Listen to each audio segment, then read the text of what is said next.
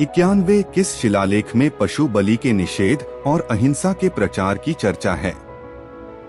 ए. पहला शिलालेख, बी. दूसरा शिलालेख, सी. तीसरा शिलालेख, डी. चौथा शिलालेख। Answer A. पहला शिलालेख। 92 मनुष्य और पशुओं के चिकित्सा तथा चिकित्सा के लिए चिकित्सालयों के जानकारी। लोक कल्याणकारी योजना जैसे कुआं खोदना, सड़क के किनारे वृक्षारोपण की जानकारी। दक्षिण भारत के 4 राजवंशों चेर, चोल, पांड्य और क्षत्रियपुत्र की चर्चा तथा श्रीलंका की चर्चा। यह जानकारी अशोक के किस शिलालेख से मिलती है? ए. पहला शिलालेख, बी. दूसरा शिलालेख, सी. तीसरा शिलालेख, डी. चौथा शिलालेख। Answer B. दूसरा शिलालेख। 93 किस शिलालेख से ज्ञात होता है कि राजुक, युक्तक और प्रदेशक को 5 वर्ष तक भ्रमण करने, जांच करने और प्रतिवेदन देने का आदेश दिया गया था?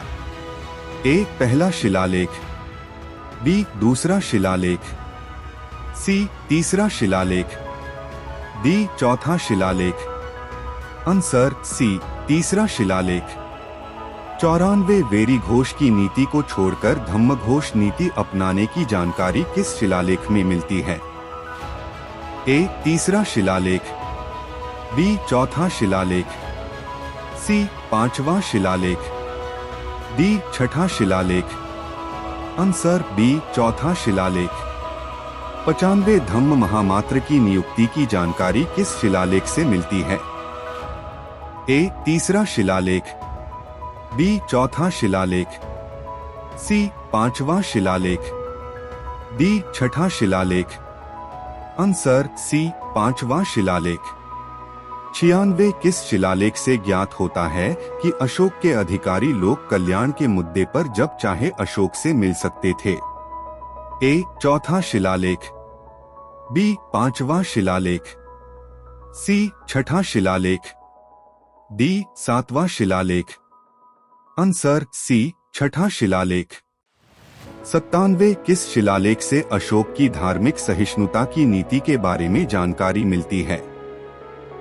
ए. चौथा शिलालेख, बी. पांचवा शिलालेख, सी. छठा शिलालेख, डी. सातवां शिलालेख।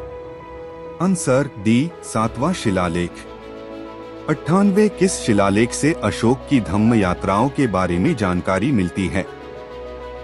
ए. सातवां शिलालेख, बी. आठवां शिलालेख, सी. नौवां शिलालेख, डी. 10वां शिलालेख। Answer B. 8वां शिलालेख। 99 कौन सा शिलालेख छोटे उत्सव पर प्रतिबंध लगाने की जानकारी देता है? ए. 7वां शिलालेख, बी. 8वां शिलालेख, सी. 9वां शिलालेख, डी. 10वां शिलालेख।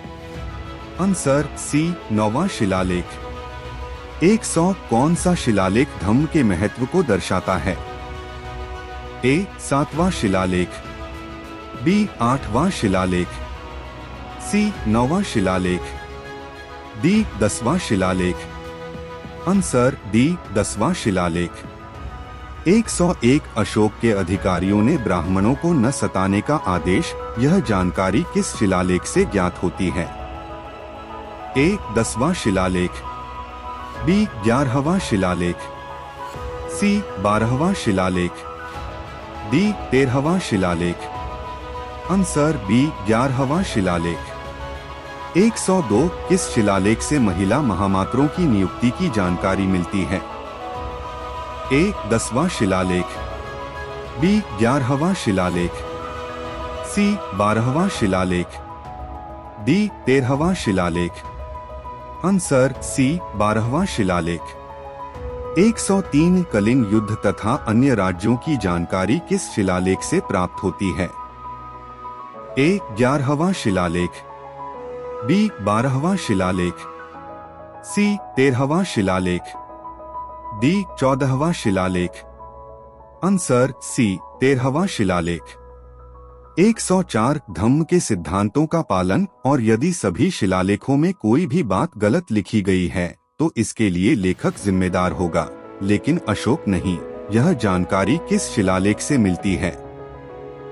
ए 11वां शिलालेख, बी 12वां शिलालेख, सी 13वां शिलालेख, डी 14वां शिलालेख। आंसर डी 14वां शिलालेख। 105 निम्नलिखित में से कौन अशोक का सबसे बड़ा शिलालेख है?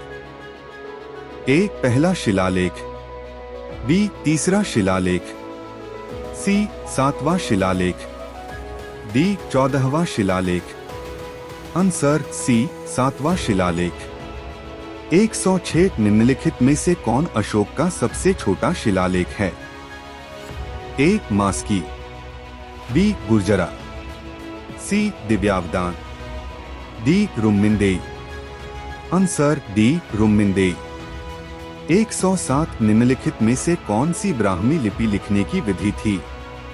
ए बाएं से दाएं, बी दाएं से बाएं, सी ऊपर से नीचे, डी नीचे से ऊपर। आंसर ए बाएं से दाएं। 108 निम्नलिखित में से कौन सी खरोष्ठी लिपि लिखने की विधि थी? ए बाएं से दाएं, बी दाएं से बाएं, सी ऊपर से नीचे, डी नीचे से ऊपर। आंसर बी दाएं से बाएं। 109 अशोक ने अपने राज्याभिषेक के बाद किस वर्ष गया की यात्रा की? ए 8वां वर्ष, बी 9वां वर्ष, सी 10वां वर्ष, डी 20वां वर्ष। आंसर सी 10वां वर्ष।